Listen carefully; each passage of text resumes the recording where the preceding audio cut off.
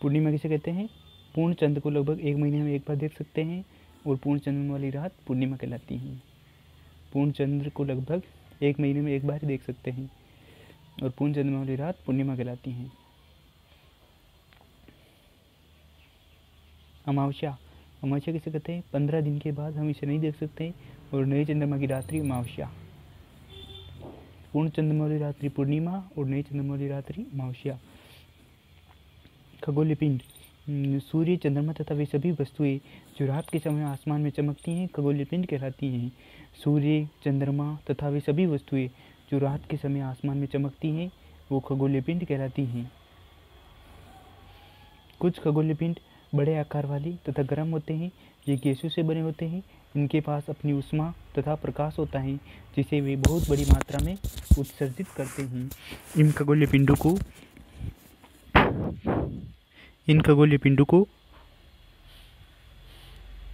तारा कहते हैं। सूर्य भी एक तारा है। कुछ खगोलीय पिंड बड़े आकार वाले तथा एक गर्म होते हैं। ये गैसों से बने होते हैं जिनके पास अपनी ऊष्मा तथा प्रकाश होता है जिसे वे बहुत बड़ी मात्रा में उत्सर्जित करते हैं। इन खगोलीय पिंडों को तारा कहते हैं। तो सूर्य भी एक तारा है क्योंकि वह भी ऊष्मा प्रदान करता है। अब नक्षत्र मंडल। नक्षत्र मंडल तारों के विभिन्न समूह द्वारा बनाई गई विविध आकृतियों को नक्षत्र मंडल कहते हैं। अर्सा मेजर या बिग बेर इसी प्रकार के नक्षत्र मंडल हैं। अर्सा मेजर और बिग बेर नक्षत्र मंडल के प्रकार हैं। बियर या सप्तऋषि ये 7 तारों का समूह है जो कि नक्षत्र मंडल अर्सा मेजर का भाग है। बियर जिसे सप्तऋषि कहते हैं ये 7 तारों का समूह है जो नक्षत्र मंडल अर्सा मेजर का भाग है। ध्रुव तारा, प्राचीन समय में लोग रात्रि में दिशा का निर्धारण ध्रुव तारे की सहायता से करते थे। प्राचीन समय में लोग रात्रि का दिशा का निर्धारण किसकी सहायता से करते थे? तो वह ध्रुव तारे की सहायता से करते थे।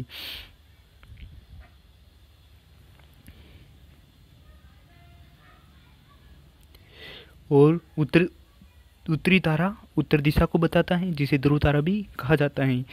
और ग्रह, कुछ खगोलीय पिंडों में अपनी प्रकाश में ऊष्मा नहीं होती है, वे तारों के प्रकाश से प्रकाशित होते हैं। ऐसे पिंड ग्रह कहलाते हैं। जैसे कुछ खगोलीय पिंड ऐसे होते हैं जिनमें प्रकाश से ऊष्मा नहीं होती तथा वे दूसरों से प्रकाश से ऊष्मा प्राप्त करते हैं। ऐसे पिंड ग्रह कहलाते हैं। ऐसे पिंड ग्रह कहलाते हैं। खगोलीय पिंडों को उनकी गति के संबंध में अध्ययन करने वाले को खगोलशास्त्री कहते हैं। खगोलीय पिंडों के अध्ययन करने वाले को खगोलशास्त्री कहते हैं। और आर्यभट्ट प्राचीन भारत के प्रसिद्ध खगोलशास्त्री थे। ग्रह जिसे अंग्रेजी में प्लेनेट कहते हैं, ये ग्रीक भाषा के प्लेनाइट शब्द से बना हुआ है जिसका अर्थ होता है परिभ्रमक अर्थात चारों ओर घूमने वाला। पृथ्वी जिस पर हम रहते हैं एक ग्रह है क्योंकि पृथ्वी भी ऊष्मा सूर्य से प्रकाश प्राप्त करती हैं। ये अपना संपूर्ण प्रकाश से ऊष्मा सूर्य से प्राप्त करती हैं जो पृथ्वी के सबसे नज़दीक का तारा है। पृथ्वी को बहुत अधिक दूरी से जैसे चंद्रमा से देखने पर ये चंद्रमा की तरह चमकती हुई प्रतीत होगी और सूर्य से दूरी के हिसाब में पृथ्वी तीसरा ग्रह है और आकार में ये 5वां सबसे बड़ा ग्रह है। दूरी के हिसाब से तीसरा ग्रह तथा आकार में 5वां ग्रह। उपग्रह, आसमान में दिखने वाले चंद्रमा एक उपग्रह है। ये हमारी पृथ्वी का सहचर है जो कि इसके चारों ओर चक्कर लगाता है। सौरमंडल, सूर्य सहित 8 ग्रह हैं। उनके उपग्रह भी हैं तथा कुछ अन्य खगोलीय पिंड भी हैं जैसे क्षुद्र ग्रह एवं उल्का पिंड मिलकर सौरमंडल का निर्माण करते हैं जिसे हम सौर परिवार के नाम से जाना जाता है। क्षुद्र ग्रह एवं उल्का पिंड मिलकर सौरमंडल का निर्माण करते हैं और जिसे हम सौर परिवार के नाम देते हैं। ज्योग्राफी का अंग्रेजी शब्द है। ये ग्रीक भाषा से लिया गया शब्द है जिसका अर्थ है पृथ्वी का विवरण। ज्योग्राफी एक अंग्रेजी शब्द है। ये ग्रीक भाषा से लिया गया है जिसका अर्थ है पृथ्वी का वर्णन। ज्योग्राफी जिसमें पृथ्वी का विवरण है। और जियोलॉजी का अर्थ है पृथ्वी का अध्ययन। और जियोमेट्री का अर्थ है पृथ्वी का मापन। और जियोइड का अर्थ है पृथ्वी के आकार के अनुरूप। ज्योग्राफी पृथ्वी का विवरण, जियोलॉजी पृथ्वी का अध्ययन, जियोमेट्री पृथ्वी का मापन और जियोइड पृथ्वी के आकार के अनुरूप।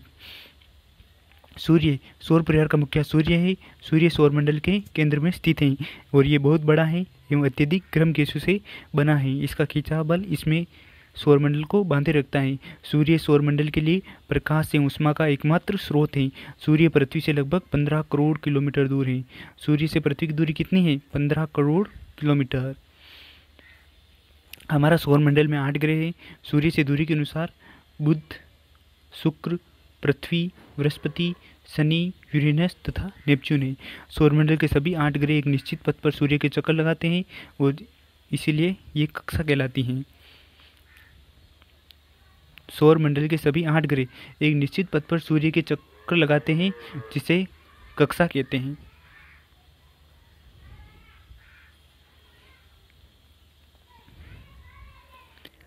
प्लेटो भी एक ग्रह माना जाता था, परंतु अंतर्राष्ट्रीय खगोलीय संगठन ने अपनी बैठक में अगस्त 2006 में यह निर्णय लिया कि कुछ समय पहले खोजे गए अन्य खगोलीय पिंड तथा खगोलीय पिंड, जिसमें सीरस तथा प्लेटो दोनों ग्रह कहा जाते हैं। सीरस तथा प्लेटो दोनों ग्रह कहे जाते हैं। भूभाग क्या है? ध्रुव के पास थोड़ी चपटी होने के कारण इसमें आकार को भूभाग कहा जाता है। भूभाग कहा जाता है। भूभाग ध्रुव के पास थोड़ी चपटी होने के कारण पृथ्वी के इस आकार को भूभाग कहा जाता है।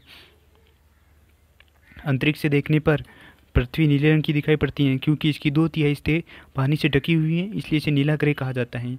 अंतरिक्ष से देखने पर पृथ्वी नीले रंग की दिखाई देती है, क्योंकि इसके 2/3 सतह पानी से ढकी हुई है, इसलिए इसे नीला ग्रह कहा जाता है। चंद्रमा हमारी पृथ्वी के पास केवल एक उपग्रह है, चंद्रमा। इसका व्यास पृथ्वी के व्यास का केवल 1/4 है। पृथ्वी के व्यास का केवल 1/4 ही। चंद्रमा पृथ्वी से लगभग 3,84,400 किलोमीटर है। 3,84,400 किलोमीटर चंद्रमा और पृथ्वी के बीच की दूरी 3,84,400 किलोमीटर। चंद्रमा और पृथ्वी के बीच की दूरी।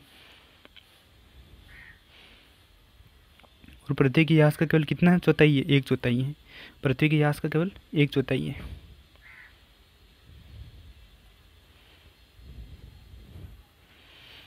नील आर्मस्ट्रॉन्ग पहले व्यक्ति थे जिन्होंने 21 जुलाई 1969 को सबसे पहले चंद्रमा की सतह पर कदम रखा।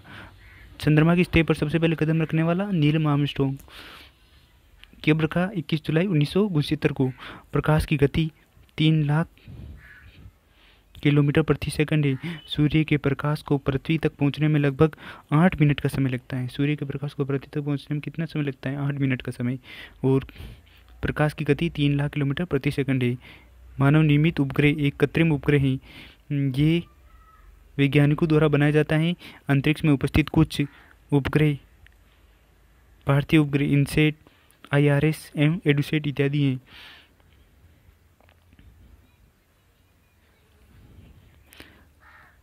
और ये है चंद्रमा पृथ्वी का एक चक्कर लगभग 27 दिन में पूरा करता है। चंद्रमा पृथ्वी का एक चक्कर कितने दिन में पूरा करता है? चंद्रमा पृथ्वी का एक चक्कर 27 दिन में पूरा करता है। लगभग इतने ही समय में ये अपने अक्ष पर एक चक्कर भी पूरा करता है। इसके परिणाम स्वरूप पृथ्वी से इस चंद्रमा का केवल एक ही भाग दिखाई पड़ता है। पृथ्वी से देखने पर चंद्रमा का केवल एक भाग दिखाई पड़ता है और ये लगभग 27 दिन पूरा करता है पृथ्वी के चक्कर में। क्षुद्र ग्रह ग्रहों के कुछ ऐसे भाग जो बहुत वर्ष पहले विस्फोट के बाद ग्रहों से टूटकर अलग हो गए। ये असंख्य छोटे पिंड भी सूर्य के चारों ओर चक्कर लगाते हैं। इन पिंडों को क्षुद्र ग्रह कहते हैं। क्षुद्र ग्रह क्या है?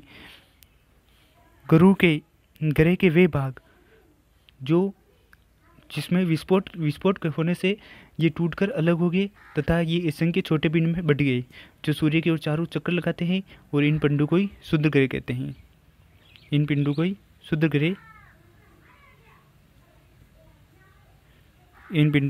ग्रह कहते हैं।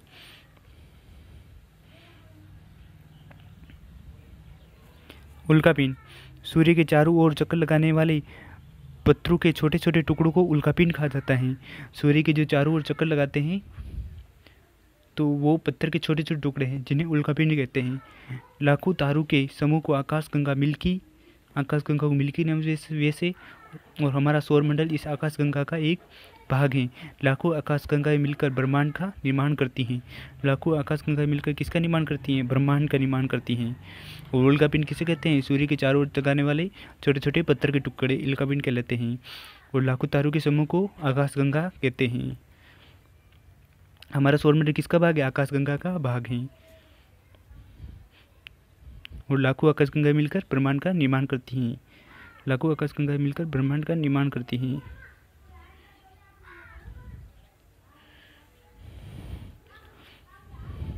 अब है ग्रहों का विवरण। ग्रहों का विवरण। बुध, ये सूर्य का सबसे नज़दीक ग्रह है। ये सबसे छोटा, ये सबसे हल्का ग्रह भी है। सूर्य के चारों ओर एक परिक्रमा में 88 दिन लगते हैं। बुध सूर्य का सबसे नज़दीक का ग्रह है। ये सबसे छोटा व हल्का ग्रह भी है और इसे सूर्य के चारों ओर चक्कर लगाने में कितने दिन लगते हैं? 88 दिन, 88 डे। और शुक्र, शुक्र ये पृथ्वी का सबसे निकटतम, सबसे चमकीला तथा सबसे गर्म ग्रह है और ये सांझ का तारा या भोर का तारा कहा जाता है, जिसे पृथ्वी का भगिनी ग्रह या पृथ्वी की बहन भी कहा जाता है। और सूर्य के चारों ओर एक परिक्रमा में 255 दिन लगते हैं। पृथ्वी के निकटतम ग्रह शुक्र हैं तथा सूर्य से दूरी के हिसाब से दूसरा बड़ा ग्रह है और ये सबसे चमकीला और सबसे गर्म ग्रह भी है। इसे सांझ का तारा या भोर का तारा, सांझ का तारा या भोर का तारा शुक्र ग्रह, सांझ का तारा या भोर का तारा शुक्र ग्रह। ये पृथ्वी का भगिनी ग्रह भी है और सूर्य के चारों ओर एक परिक्रमा करने में 255 दिन लगते हैं। 255 दिन लगते हैं। मंगल ग्रह, इसे लाल ग्रह कहा जाता है। इसके दो उपग्रह हैं, फोबोस तथा डीमोस। मंगल ग्रह के दो उपग्रहों के नाम बताइए। फोबोस तथा डीमोस। फोबोस तथा डीमोस मंगल ग्रह के दो उपग्रह हैं। सूर्य के चारों ओर एक परिक्रमा में 687 दिन लगते हैं। सूर्य के चारों ओर एक चक्कर में इसको कितने दिन लगते हैं? सूर्य के चारों ओर एक परिक्रमा में मंगल ग्रह को 687 दिन लगते हैं तथा इसे लाल ग्रह कहा जाता है। फोबोस तथा डीमोस ये इसके दो उपग्रह हैं तथा इसे चक्कर में 687 दिन लगते हैं। सूर्य के चारों ओर चक्कर लगाने में 687 दिन लगते हैं। बृहस्पति, ये सौरमंडल का सबसे बड़ा ग्रह है। इसका उपग्रह गैनीमीड है। बृहस्पति का उपग्रह गैनीमीड और सौरमंडल का सबसे बड़ा ग्रह है और सूर्य के चारों ओर परिक्रमण में इसको 12 साल लगते हैं। बृहस्पति को सूर्य के चारों ओर परिक्रमण में कितना समय लगता है? 12 साल। सूर्य के चारों ओर परिक्रमण में 12 साल।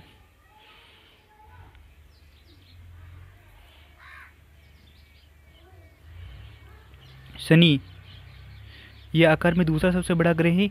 इसका उपग्रह टाइटन है और सूर्य के चारों ओर एक परिक्रमण में इसको 29 साल लगते हैं। सूर्य के चारों ओर एक परिक्रमण में शनि को 29 साल लगते हैं तथा आकार में दूसरा सबसे बड़ा ग्रह है। फर्स्ट शुक्र है और सेकंड शनि है और इसका उपग्रह टाइटन है। टाइटन किसका उपग्रह है? शनि का। और सूर्य के चारों ओर चक्कर लगाने में 29 साल। अरुण, यह आकार में तीसरा सबसे बड़ा ग्रह है। इसकी खोज 1781 ईस्वी में विलियम हर्शल द्वारा की गई। विलियम हर्शल द्वारा अरुण की खोज की गई। विलियम हर्शल अरुण की खोज करता है। विलियम हर्शल कौन है? विलियम हर्शल ने 1781 में अरुण ग्रह की खोज की और यह आकार में तीसरा सबसे बड़ा ग्रह है। इसका उपग्रह टाइटेनिया है और टाइटन शनि का है और टाइटेनिया अरुण का है और सूर्य के चारों ओर परिक्रमण में जिसको 84 साल लगते हैं। 84 साल में एक परिक्रमा पूरी करता है। 84 साल में एक परिक्रमा पूरी करता है। वरुण, ये सूर्य का सबसे दूर स्थित ग्रह है। इसका उपग्रह टाइटन है और ये सूर्य के चारों ओर एक परिक्रमण में 164 साल लगते हैं। कितने साल लगते हैं? 164 साल। और इसका उपग्रह ट्राइटन है। ट्राइटन। और टाइटन किसका है? शनि का। ट्राइटन वरुण का और टाइटेनिया अरुण का। पृथ्वी आकार में पांचवा सबसे बड़ा ग्रह है।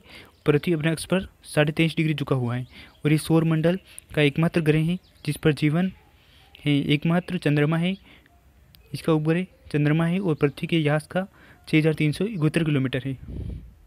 चंद्रमा पृथ्वी के व्यास का 6371 किलोमीटर है और पृथ्वी का उपग्रह है और आकार में पांचवा सबसे बड़ा ग्रह है।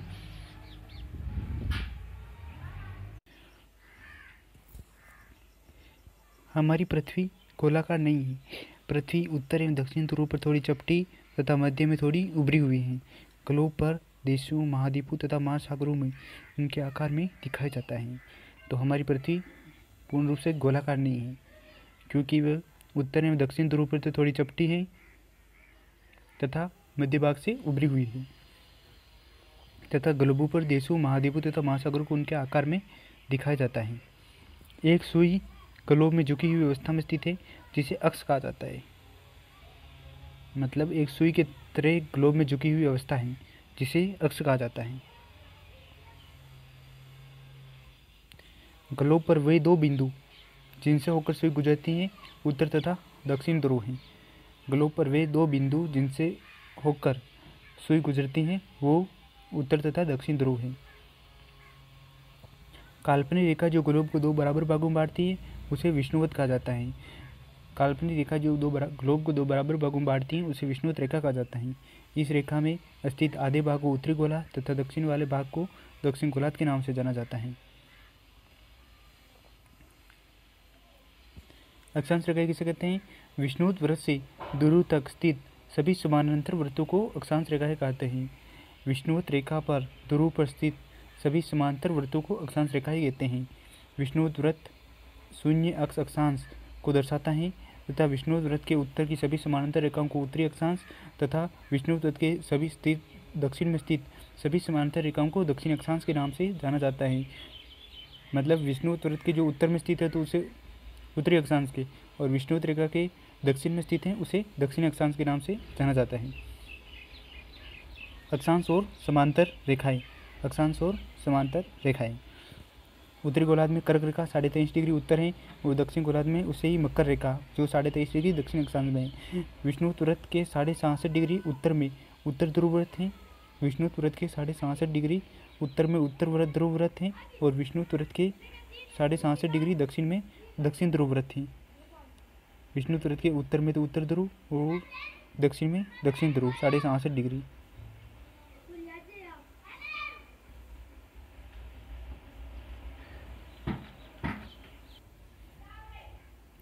आगे देखो पृथ्वी के ताप गतिबंध,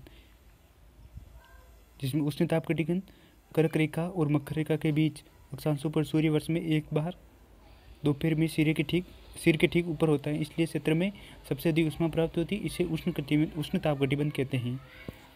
मतलब कर्क रेखा और मकर रेखा के बीच के अक्षांशों पर सूर्य वर्ष में एक बार दोपहर में सिर के ठीक ऊपर होता है, इसलिए इसमें ऊष्मा अधिक प्राप्त होती है, इसलिए इसे उष्ण ताप कटिबंध कहते हैं। शीतोष्ण कटिबंध क्या है? शीतोष्ण कटिबंध उत्तरी गोलार्ध में कर्क रेखा एवं उत्तर ध्रुव वृत्त तथा दक्षिण गोलार्ध में मकर रेखा एवं दक्षिण ध्रुव वृत्त के बीच का क्षेत्र का तापमान मध्यम रहता है, इसलिए इसे शीतोष्ण कहा जाता है।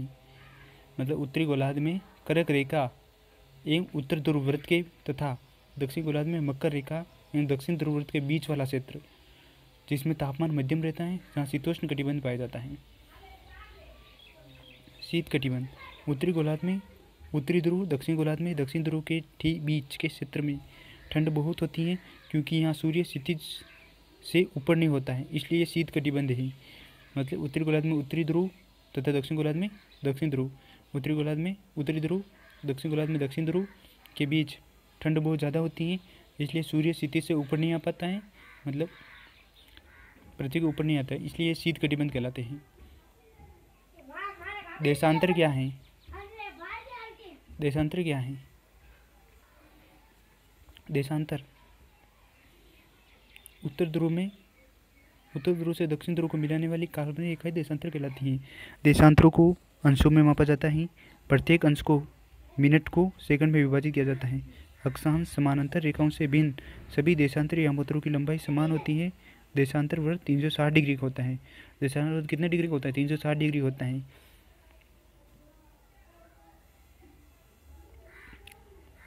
यामोत्तर इंग्लैंड के ग्रीनविच शहर से होकर गुजरने वाली रेखा को मध्याह्न रेखा कहते हैं, जहाँ ब्रिटिश राज के वेधशाला स्थित से गुजरने वाली यामोत्तर को प्रमुख यामोत्तर कहा जाता है। यामोत्तर क्या है? इंग्लैंड के ग्रीनविच शहर से गुजरने वाली रेखा को जहाँ से हम समय का मापन करते हैं उसे मध्याह्न रेखा कहते हैं, जहाँ ब्रिटिश राज के वेधशाला में स्थित गुजरने वाली यामात्रा को प्रमुख यामात्रा कहते हैं। इसका मानक 0 डिग्री देशांतर है। यहाँ से हम पृथ्वी को दो समान भागों में 180 डिग्री पूर्वी गोलार्ध तथा 180 डिग्री पश्चिमी गोलार्ध, 180 डिग्री पूर्वी गोलार्ध तथा 180 डिग्री पश्चिमी गोलार्ध में विभक्त करती हैं। मुख्य मध्याह्न रेखा विभिन्न देशों में समय निर्धारित करती हैं। 180 डिग्री अक्षांश पर स्थित अंतर्राष्ट्रीय तिथि रेखा कहते हैं। 180 डिग्री अक्षांश पर स्थित रेखा को अंतर्राष्ट्रीय तिथि रेखा कहा जाता है। ये एक ऐसी काल्पनिक रेखा है जो एक दिन से तारीख बदल जाती है और पूर्वी देश से पश्चिम देश में एक दिन या कुछ घंटे आगे चलते हैं। मानक समय, समय का मापन सबसे अच्छा साधन पृथ्वी, चंद्रमा एवं गुरु की गति है। मानक समय क्या है? समय का मापन का सबसे अच्छा साधन पृथ्वी, चंद्रमा एवं गुरु की गति है। सूर्योदय एवं सूर्यास्त प्रतिदिन होता है, अतः स्वाभाविक ही है कि ये पूरे विश्व में समय निर्धारण का सबसे अच्छा साधन है।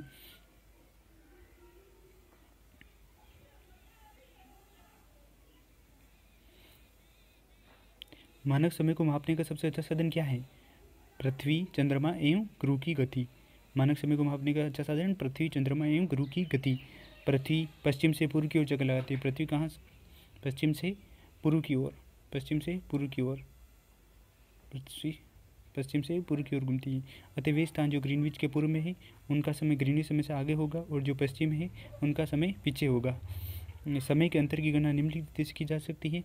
पृथ्वी लगभग 24 घंटे में अपने अक्ष पर 360 डिग्री घूमती है, अर्थात वे 1 घंटे में 15 डिग्री और 1 घंटे में 15 डिग्री और 4 मिनट में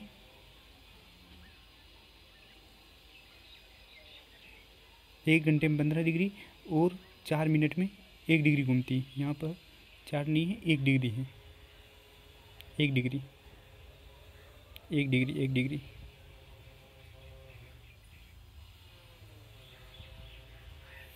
इस प्रकार जब ग्रीनविच में दोपहर के 12 बजते हैं तब ग्रीनविच के समय से पूर्व 1 बजा होगा और 1 घंटे 15 डिग्री आगे होगा और पश्चिम के 11 बजे है तो 1 घंटे 15 डिग्री पीछे होगा। भारत का मानक समय 82.5 डिग्री पूर्व मानोत्तर को माना जाता है। इस यामोत्तर को स्थानीय समय का पूरे देश का मानक समय माना गया है। इसे भारतीय मानक समय के नाम से जाना जाता है। भारत का मानक समय 82.5 डिग्री पूर्व को।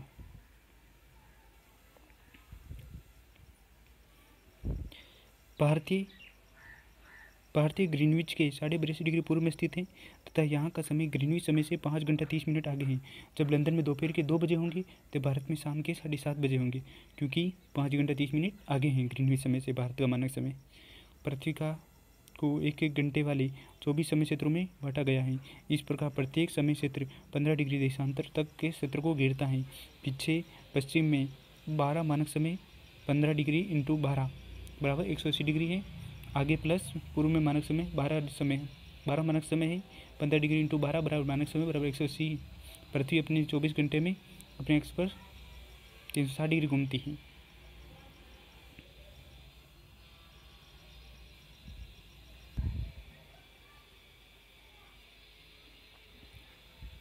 पार्ट 3 पृथ्वी की गतियाँ, शॉर्ट नोट्स। कक्षा 6 पृथ्वी हमारा आवास। पृथ्वी की गतियाँ। पृथ्वी को अपने अक्ष पर घूमना घूर्णन कहलाता है।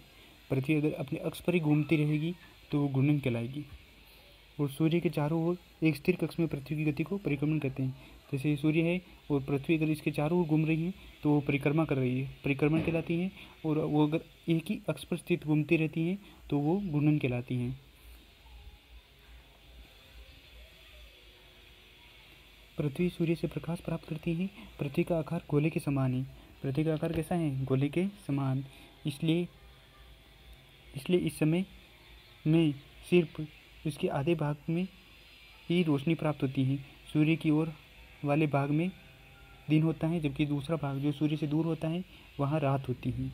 मतलब सूर्य के जहाँ पर सूर्य होगा वहाँ तो दिन होगा और जहाँ पर सूर्य नहीं होगा वहाँ रात होगी। सीधा कॉन्सेप्ट है। ग्लोब पर वृत्त जो दिन रात को विभाजित करते हैं उसे प्रदीप्त वृत्त कहते हैं। मतलब ग्लोब पर जो वृत्त जो दिन और रात को विभाजित करता है, जो दिन और रात की स्थिति को बताता है, उसे प्रदीप्त वृत्त कहते हैं। पृथ्वी अपने अक्ष पर चक्कर पूरा करने में 24 घंटे का समय लेती है। 24 घंटे का समय लगती है। तो घूर्णन के समय के काल को पृथ्वी का दिन कहा जाता है। ये पृथ्वी की दैनिक गति है। जैसे घूर्णन के समय काल को पृथ्वी का दिन कहा जाता है, घूर्णन के समय काल को पृथ्वी का दिन कहा जाता है तथा ये पृथ्वी की दैनिक गति है। पृथ्वी की दूसरी गति जो सूर्य के चारों ओर कक्ष में होती है उसे परिक्रमण कहते हैं। पृथ्वी की दो गतियाँ हैं, घूर्णन और परिक्रमण, जिसमें पृथ्वी की दूसरी गति जो सूर्य के चारों ओर कक्ष में होती है उसे तो परिक्रमण कहते हैं, और जो अपने अक्ष पर ही घूमती है उसे घूर्णन कहते हैं। पृथ्वी एक वर्ष या 365 दिन में सूर्य का चक्कर लगाती है। 4 वर्षों में प्रत्येक वर्ष के 6 घंटे मिलकर यानी एक दिन यानी 24 घंटे के बराबर हो जाते हैं। इसके अतिरिक्त दिन का फरवरी का महीने में जोड़ दिया जाता है। इस प्रकार प्रत्येक चौथे वर्ष में फरवरी का माह 28 को बदलकर 29 दिन का होता है। ऐसा वर्ष जिसमें 366 दिन होते हैं उसे लीप वर्ष कहा जाता है। सामान्यतः एक वर्ष को 4 ऋतु में बांटा जाता है, गर्मी, सर्दी, वसंत और शरद। ऋतु में परिवर्तन सूर्य के चारों ओर पृथ्वी की स्थिति में परिवर्तन का कारण होती है। अगर ऋतु में परिवर्तन होगा तो सूर्य के चारों ओर पृथ्वी की स्थिति में परिवर्तन होता है। 21 जून को उत्तरी गोलार्ध में सूर्य की तरफ झुका होता है, जिसके कारण सूर्य की किरणें कर्क रेखा पर सीधी पड़ती है, जिससे गोलार्ध के बड़े भाग में सूर्य की रोशनी प्राप्त होती है। इसलिए इसके विषुवत व्रत के उत्तरी भाग में गर्मी का मौसम होता है तथा 21 जून को कर्क रेखा पर 21 जून को सूर्य कर्क रेखा पर सीधा चमकता है तो वो लंबा दिन होता है। 21 जून को इन्हीं क्षेत्रों में सबसे लंबा दिन तथा सबसे छोटी रात होती है। पृथ्वी की इस अवस्था को उत्तरी अयनात कहते हैं। 22 दिसंबर को दक्षिण ध्रुव के सूर्य की ओर झुके होने के कारण मकर रेखा पर सूर्य किरणें सीधी पड़ती हैं। क्योंकि सूर्य की किरणें मकर पर लंबित पड़ती हैं, इसलिए दक्षिण गोलार्ध में बहुत बड़े भाग में प्रकाश प्राप्त होता है। इसलिए दक्षिण गोलार्ध में लंबे दिन छोटी वाली रात्रों को ग्रीष्म ऋतु कहते हैं। 22 दिसंबर को दक्षिण ध्रुव पर सूर्य की किरणें जिस पर पड़ती है मकर रेखा पर सीधी पड़ती हैं, इसलिए दक्षिण गोलार्ध में ग्रीष्म ऋतु में लंबे दिन होते हैं दक्षिण गोलार्धों में, तथा छोटी रात वालों को ग्रीष्म ऋतु होती है। 21 मार्च एवं 23 सितंबर को सूर्य की किरणें विषुवत रेखा पर सीधी पड़ती हैं। इस अवस्था में कोई ध्रुव सूर्य की ओर नहीं झुकाते, इसलिए पूरी पृथ्वी पर रात एवं दिन बराबर होते हैं। इसे विषुव कहा जाता है। 23 सितंबर को उत्तरी गोलार्ध पर शरद ऋतु होती है, जबकि दक्षिण गोलार्ध में वसंत ऋतु होती है। 23 सितंबर को उत्तरी गोलार्ध में कौन सी ऋतु होती है? शरद ऋतु होती है, जबकि दक्षिण गोलार्ध में वसंत ऋतु होती है। 21 मार्च को स्थिति इसके विपरीत होती है, जब उत्तरी गोलार्ध में वसंत ऋतु दक्षिण गोलार्ध में शरद ऋतु होती है। 21 मार्च को स्थिति इसके विपरीत होती है, जब उत्तरी गोलार्ध में वसंत ऋतु जब दक्षिण गोलार्ध में शरद ऋतु होती है। इस प्रकार स्पष्ट है कि पृथ्वी की घूर्णन और परिभ्रमण के कारण दिन और रात तथा ऋतु में परिवर्तन होता है। क्वेश्चन आ सकता है कि दिन और रात तथा ऋतु में परिवर्तन किसके कारण होता है? तो पृथ्वी की घूर्णन एवं परिक्रमण गति के कारण। पृथ्वी की घूर्णन एवं परिक्रमण गति के कारण। पृथ्वी की पार्ट 4 मानचित्र शॉर्ट नोट्स कक्षा 6 एनसीईआरटी। मानचित्र पृथ्वी की सतह या इसके एक भाग के पैमाने के माध्यम से चपटी सतह पर खींचा गया चित्र मानचित्र कहलाता है। मानचित्र किसे कहते हैं? मानचित्र पृथ्वी की सतह या इसके एक भाग के पैमाने के माध्यम से चपटी सतह पर खींचा गया रेखा चित्र मानचित्र है। विश्व ग्लोब के निर्माता मार्टिन बेहम है। विश्व ग्लोब के निर्माता कौन है? क्वेश्चन आ सकता है, विश्व ग्लोब के निर्माता कौन है? Martin Behaim. विश्व मानचित्र का निर्माण करता अनगेजी मेनेंडर। विश्व मानचित्र के निर्माण करता अनगेजी मेनेंडर और भूगोल के जनक इकेटियस और व्यवस्थित भूगोल के जनक इरेस्टोस्थनीज। सबसे पहले विश्व ग्लोब के निर्माता मार्टिन बेहम। विश्व ग्लोब के निर्माता मार्टिन बेहम। विश्व मानचित्र के निर्माण करता विश्व मानचित्र अनगेजी मेनेंडर। विश्व ग्लोब मार्टिन बेहम। भूगोल हिकेटियस और व्यवस्थित भूगोल इरेस्टोस्थनीज। भूगोल हिकेटियस और व्यवस्थित भूगोल इरेस्टोस्थनीज। अब मानचित्र के प्रकार। भौतिक मानचित्र पृथ्वी की प्राकृतिक जैसे पर्वतों, पठारों, मैदानों, नदियों, महासागरों इत्यादि को दर्शाने वाले मानचित्र को भौतिक मानचित्र कहते हैं। जैसे पर्वत, पठार, मैदान, नदियाँ आदि महासागरों दर्शाते हैं, वो भौतिक मानचित्र कहलाते हैं। राजनीतिक मानचित्र में राज्यों, नगरों, शहरों तथा गाँवों तथा विश्व के विभिन्न देशों तथा राज्यों तथा उनकी सीमाओं को दर्शाने वाले मानचित्र को राजनीतिक मानचित्र कहते हैं। थीमेटिक मानचित्र में कुछ मानचित्र विशेष जानकारी प्रदान करते हैं, जैसे सड़क मानचित्र, वर्षा मानचित्र, वन तथा उद्योग आदि के विवरण को दर्शाने वाले मानचित्र थीमेटिक मानचित्र कहलाते हैं। मानचित्र के 3 घटक हैं, दूरी, दिशा तथा प्रतीक। दूरी मानचित्र पर एक आरेखन होता है जो पूरे विश्व को या उसके एक छोटे भाग को मानचित्र के छोटे पैमाने पर खींचे जाते हैं। दिशा अधिकतर मानचित्र में ऊपर दाहिनी तरफ में तीर का निशान होता है। ये तीर का निशान दिशा को दर्शाता है।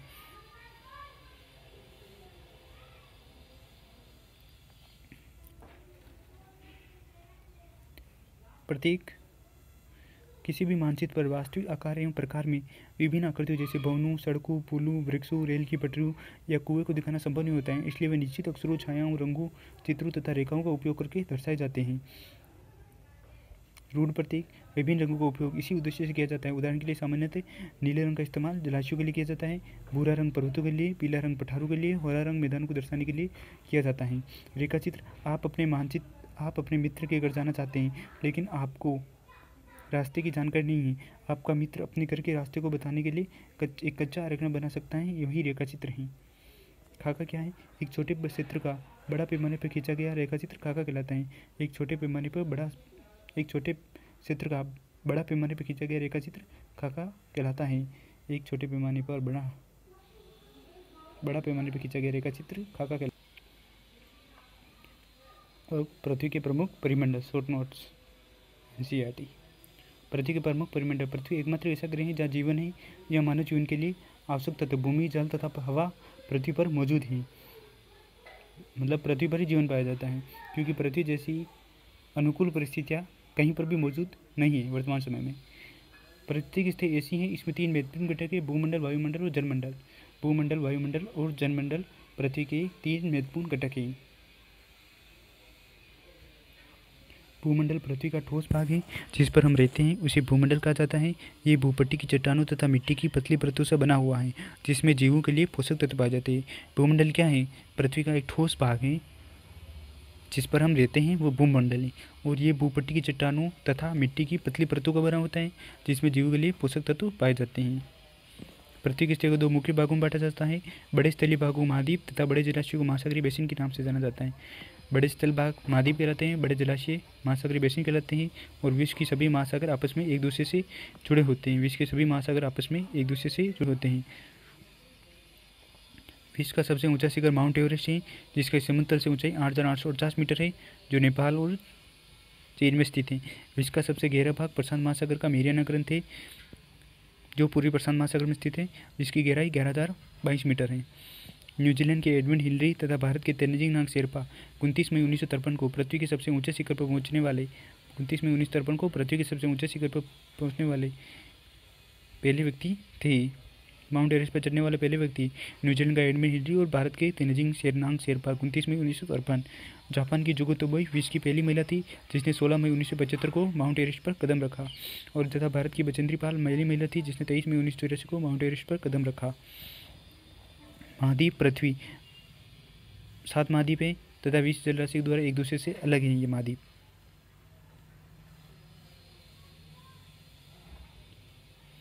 फर्स्ट महाद्वीप एशिया। एशिया विश्व का सबसे बड़ा महाद्वीप है। ये पृथ्वी के कुल क्षेत्रफल का 1/3 भाग में फैला हुआ है। ये उत्तरी गोलार्ध में स्थित है। कर्क रेखा इस महाद्वीप से होकर गुजरती है। एशिया के पश्चिम में यूराल पर्वत जो यूरोप से अलग करता है। यूरोप एशिया के संयुक्त भाग को यूरेशिया कहा जाता है। यूरोप तथा एशिया के संयुक्त भाग को किस नाम से जाना जाता है? यूरेशिया। एशिया को यूरोप से अलग करने वाला यूराल पर्वत। अफ्रीका। अफ्रीका ये एशिया के बाद विश्व का दूसरा सबसे बड़ा महाद्वीप है। विषुवत रेखा इस महाद्वीप के लगभग मध्य भाग से होकर गुजरती है। यही ऐसा महाद्वीप है जिसमें कर्क होकर कर्क, विषुवत, मकर रेखा तीनों रेखाएं गुजरती हैं। सहारा का रेगिस्तान विश्व का सबसे बड़ा गर्म रेगिस्तान है जो अफ्रीका में स्थित है। विश्व की सबसे लंबी नदी अफ्रीका से होकर गुजरती हैं जो भूमध्य सागर में गिरती हैं। यूरोप ये महाद्वीप एशिया के पश्चिम में स्थित है। आर्कटिक रेखा इसी से होकर गुजरती है। ये 3 तरफ से जल से घिरा हुआ है। यूरोप महाद्वीप एशिया के पश्चिम में स्थित है तथा आर्कटिक रेखा किस महाद्वीप से होकर गुजरती है? तो वो है यूरोप। उत्तरी अमेरिका विश्व का सबसे बड़ा महाद्वीप है और दक्षिणी अमेरिका एक सक्रिय स्थल से जुड़ा हुआ है जिसे पनामा स्थल संधि कहा जाता है। और ये महाद्वीप पूरी तरह से उत्तर और पश्चिम गोलार्ध में स्थित है। दक्षिणी अमेरिका इसका अधिकांश भाग दक्षिण गोलार्ध में स्थित है तथा विश्व की सबसे लंबी पर्वत श्रृंखला एंडीज पर्वत दक्षिण की ओर फैली हुई है। दक्षिण अमेरिका विश्व की सबसे बड़ी नदी अमेजन नदी बहती है जो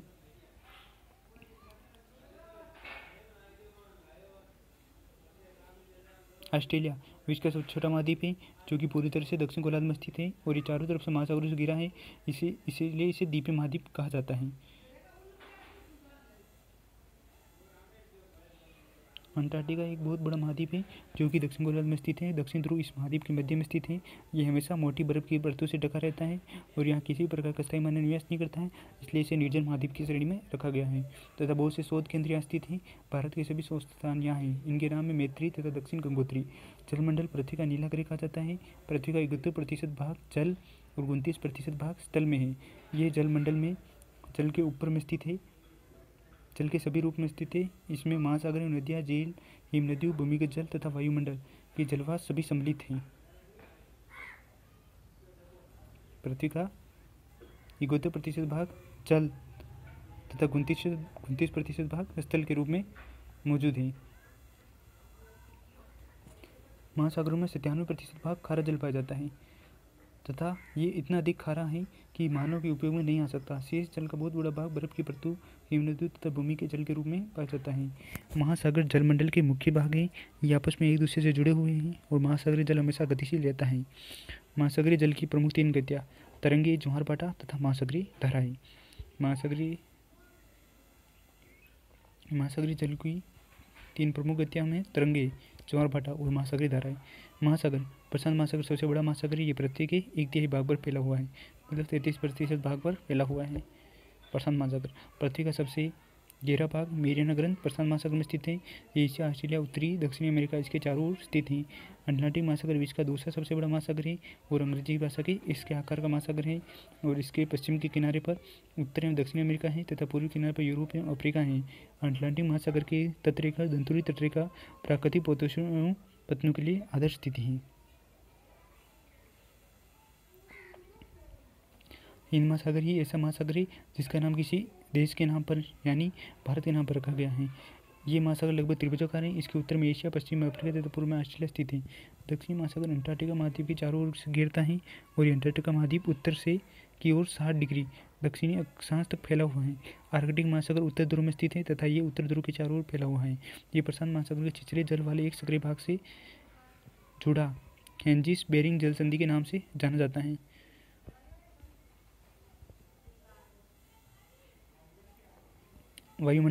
वायुमंडल हमारी पृथ्वी और गैस की एक परत से घिरी हुई है जिसे वायुमंडल कहा जाता है। ये हमें वायु प्रदान करती है जिसमें हम सांस लेते हैं। ये वायुमंडल सूर्य से आने वाली हानिकारक किरणों से बचाता है। वायुमंडल 1600 किलोमीटर की ऊंचाई तक फैला हुआ है। वायुमंडल को उसके घटकों, तापमान तथा अन्य के आधार पर 5 परतों में बांटा गया है।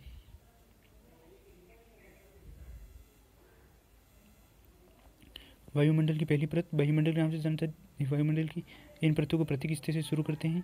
सबसे पहले सौरमंडल, समतापमंडल, मध्यमंडल, आयनमंडल तथा बहिमंडल। सबसे पहली परत सौरमंडल है, फिर समतापमंडल, फिर मध्यमंडल, सौरमंडल, समतापमंडल, मध्यमंडल, सौरमंडल, समतापमंडल, मध्यमंडल, आयनमंडल तथा बहिमंडल के नाम से जाना जाता है। जो बाहरी मंडल है बहिमंडल है और फर्स्ट मंडल है सौरमंडल है। वायुमंडल मुख्यतः आयतन के अनुसार नाइट्रोजन 78%, ऑक्सीजन 21%, कार्बन डाइऑक्साइड 0.03% और आर्गन 0.093% और अन्य सभी 0.04%।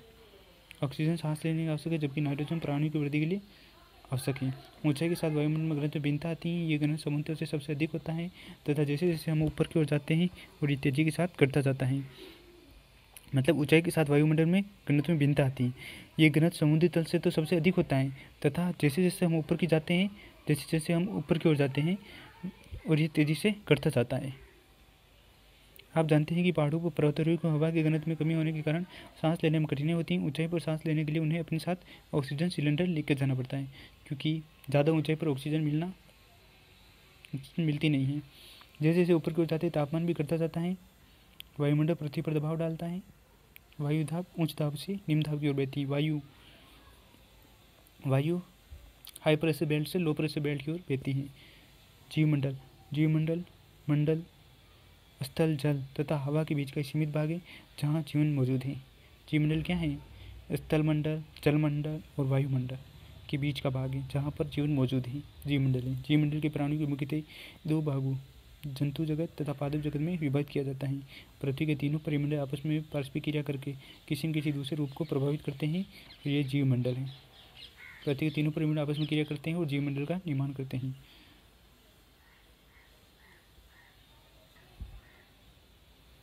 सिक्स, पृथ्वी के प्रमुख स्थल रूप। Short notes. पृथ्वी के प्रमुख स्थल रूप पृथ्वी के स्थित सभी जगह एक समान नहीं है। पृथ्वी पर अनगिनत प्रकार के स्थल रूप है। स्थलमंडल के कुछ भाग ऊंचे नीचे तथा कुछ समतल होते हैं।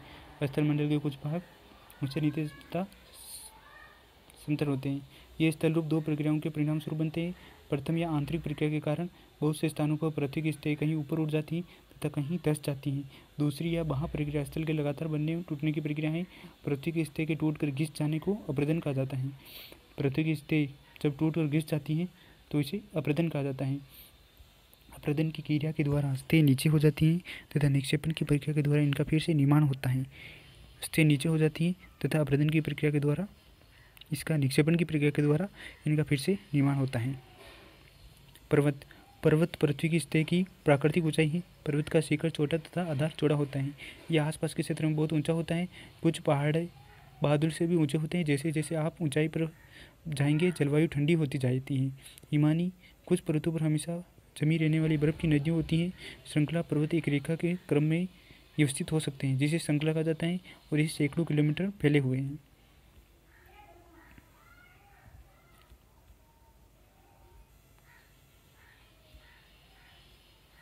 हिमालय, आल्प्स तथा एंडीज क्रमशः एशिया, यूरोप, दक्षिण अमेरिका की पर्वत श्रृंखला है। पृथ्वी की ऊंचाई आकार में भिन्नता होती है।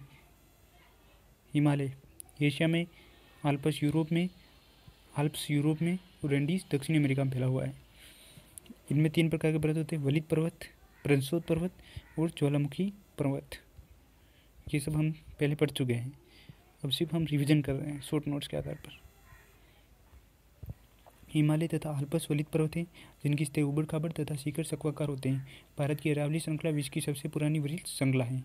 प्रंसोत पर्वत। जब हिमालय का बहुत बड़ा भाग टूट जाता है तो ऊर्ध्वाधर रूप से विस्थापित हो जाता है, तब प्रंसोत पर्वत का निर्माण होता है। यूरोप की राइन नदी घाटी तथा वासेसेस पर्वत इसी तरह के पर्वत के उदाहरण हैं। ज्वालामुखी पर्वत। ज्वालामुखी क्रियाओं के द्वारा बनने के लिए अफ्रीका का माउंट किलिमंजारो तथा जापान का फ्यूजी माउंट किलिमंजारो तंजानिया में स्थित है और जापान का फ्यूजियामो ये ज्वालामुखी पर्वतों के उदाहरण हैं। पठार ऊटी हुई सपाट भूमि होती है जिसके ऊपरी भाग मेज के समान सपाट होता है। पठारों की ऊंचाई बढ़ाई कुछ 100 मीटर से लेकर कई हजार मीटर हो सकती है। पठार नए या पुराने हो सकते हैं। भारत में दक्कन पठार, केन्या में तंजानिया तथा पूर्वी अफ्रीका का युगांडा। तिब्बत का पठार विश्व का सबसे ऊंचा पठार है जिसकी ऊंचाई मध्य समुद्र तल से 4000 से 6000 मीटर तक है।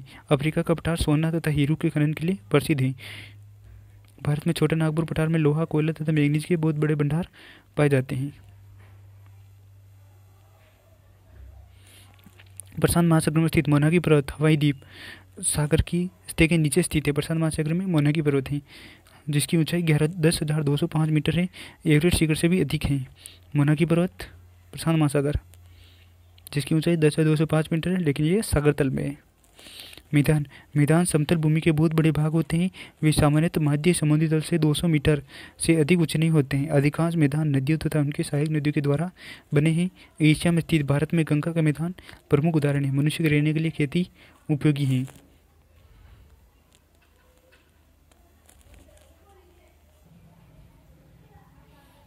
हमारा देश भारत एक बहुत बड़े भौगोलिक विस्तार वाला देश है। उत्तर में हिमालय के ऊंचे शिखरों से घिरा है। पश्चिम में अरब सागर, पूर्व में बंगाल की खाड़ी, दक्षिण में हिंद महासागर तथा भारतीय प्रायद्वीप के तटों पर लहराते हैं।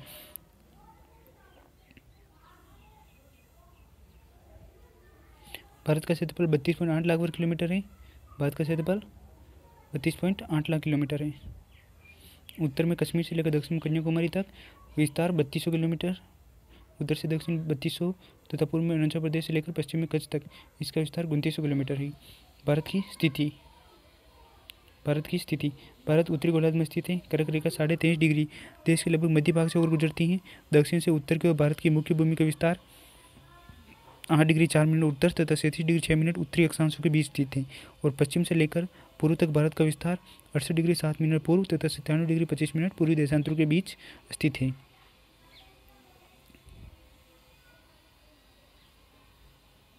देशांतरी विस्तार लगभग 29 के कारण यहाँ के दो छोर पर स्थित स्थानों के स्थानीय समय में बहुत अधिक अंतर हो सकता है। इसी तरह दूरी पर स्थित दो स्थानों के बीच के समय का अंतर लगभग 2 घंटे होगा और प्रत्येक एक देशांतर के लिए 4 मिनट का अंतर होता है।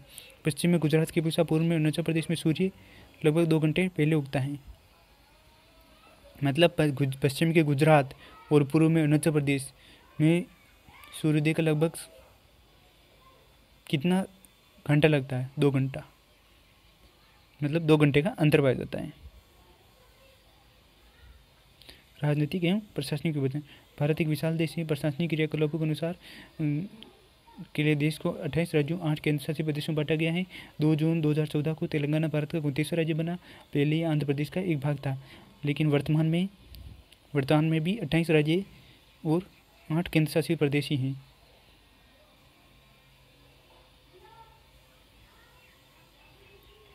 भारत की राजधानी जो जानते हैं नई दिल्ली है। राज्यों का निर्माण मुख्यतः भाषाओं के आधार पर हुआ है। क्षेत्रफल की दृष्टि से सबसे बड़ा राज्य राजस्थान तथा सबसे छोटा राज्य गोवा है। राज्यों को जिलों में बांटा गया है। भौतिक विभाजन। भारत की भौगोलिक आकृतियाँ विभिन्न प्रकार की पर्वत पठार, मैदान, तट तथा द्वीप समूह है। भारत के उत्तर में हिमालय। हिम प्लस आले का मतलब होता है बर्फ का घर। हिम प्लस आले बर्फ का घर। भारत के पश्चिम भाग में भारतीय महामरुस्थल स्थित है। उत्तर मैदानों के दक्षिण में प्रायद्वीप पठार स्थित है। पश्चिम घाट के पश्चिम में तथा पूर्वी घाट के पूर्व में तटीय मैदान स्थित है। गंगा एवं ब्रह्मपुत्र नदियाँ विश्व के सबसे बड़े डेल्टा का निर्माण करती हैं, जिसे सुंदरबन डेल्टा कहा जाता है। मैंग्रोव वनस्पति पाई जाती है। वो भारत के 2 द्वीप समूह है। लक्षद्वीप द्वीप समूह अरब सागर में स्थित है तथा अंडमान निकोबार द्वीप समूह भारत के दक्षिण पूर्व तथा बंगाल की खाड़ी में स्थित है। भारत की विभिन्न राजधानियाँ। आंध्र प्रदेश की अमरावती, अरुणाचल प्रदेश की ईटानगर, असम की दिसपुर, बिहार की पटना, छत्तीसगढ़ की रायपुर, गोवा की पणजी, गुजरात की गांधीनगर, हरियाणा की चंडीगढ़, हिमाचल प्रदेश की शिमला, झारखंड की रांची, कर्नाटक की बेंगलुरु,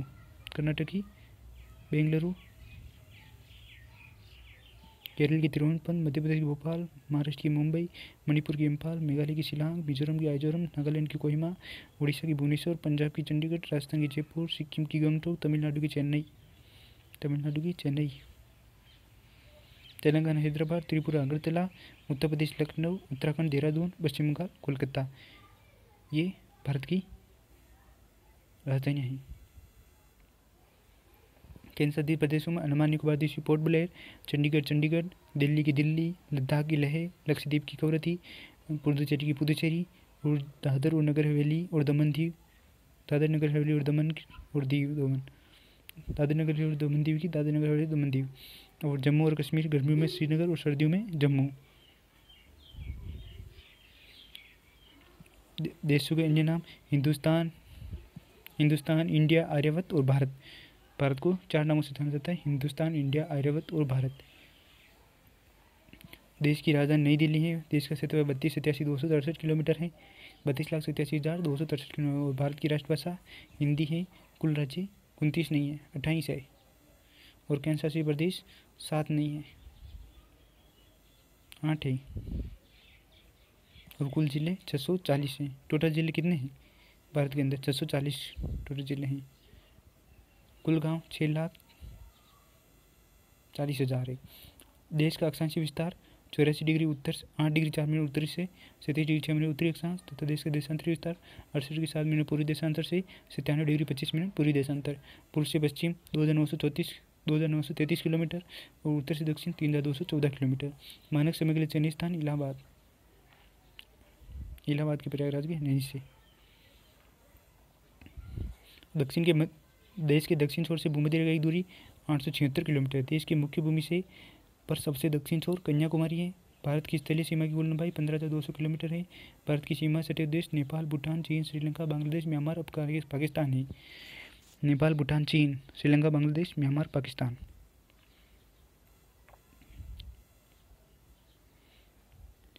भारतीय सीमा को स्पर्श करने वाले सागर तथा समुद्र हिंद महासागर, अरब सागर तथा बंगाल की खाड़ी। राष्ट्रीय आदर्श शब्द सत्यमेव जयते हैं। राष्ट्रीय फल आम है। राष्ट्रीय फूल कमल है। राष्ट्रीय खेल हॉकी है। सबसे अधिक वर्षा का स्थान महाशिमला मेघालय है। सर्वाधिक घनी आबादी वाले राज्य बिहार है। सबसे अधिक वनों वाले राज्य असम है। सबसे अधिक जनसंख्या वाला नगर मुंबई है। और सबसे पूर्वी राज्य अरुणाचल प्रदेश है। पश्चिम राज्य गुजरात है। उत्तरी राज्य लद्दाख है। अब और दक्षिण राज्य तमिलनाडु। सर्वाधिक गानों वाली फिल्म इंद्र सभा 1933। और सबसे तेज चलने वाली गाड़ी शताब्दी एक्सप्रेस नई दिल्ली से भोपाल। सबसे महंगा नगर बेंगलोर। सर्वाधिक प्रदूषण कोलकाता। भारत की कुल भाषाएं 1952, लगभग 1952। सर्वोच्च राष्ट्रीय सम्मान भारत रत्न। सर्वाधिक अनुसूचित जाति वाला राज्य उत्तर प्रदेश। सर्वाधिक अनुसूचित जनजाति वाला मध्य प्रदेश और अनुसूचित जाति वाला उत्तर प्रदेश। सर्वाधिक साक्षरता वाला राज्य केरल 93.91%। साक्षरता कितनी है केरल की? सबसे ज़्यादा है 93.91%। और सबसे कम वर्षा वाला स्थान लेह। सबसे कम वर्षा वाला स्थान लेह है।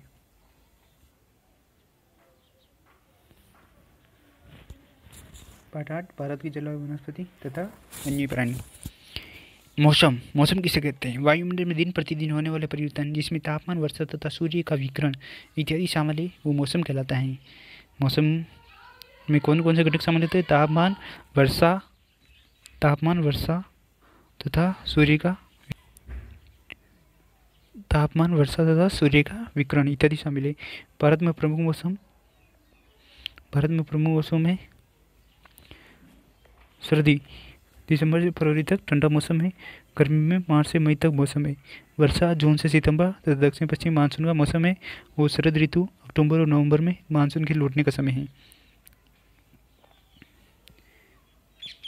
शीत ऋतु ठंडे मौसम में सूर्य की सीधी किरणें नहीं पड़ती हैं, जिसके परिणाम स्वरूप उत्तर भारत का तापमान कम हो जाता है। ग्रीष्म गर्मी के मौसम में सूर्य की किरणें सीधी पड़ती हैं, जिसके कारण तापमान अधिक हो जाता है।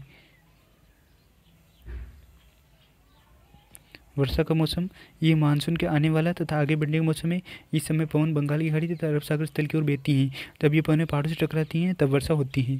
शरद ऋतु इस समय पवनें स्थल भागों से लौटकर बंगाल की खाड़ी की ओर बहती है। इससे मौसम का लौटने का मौसम होता है। भारत के दक्षिणी भाग विशेषकर तमिलनाडु तक आंध्र प्रदेश में इस मौसम में वर्षा होती है।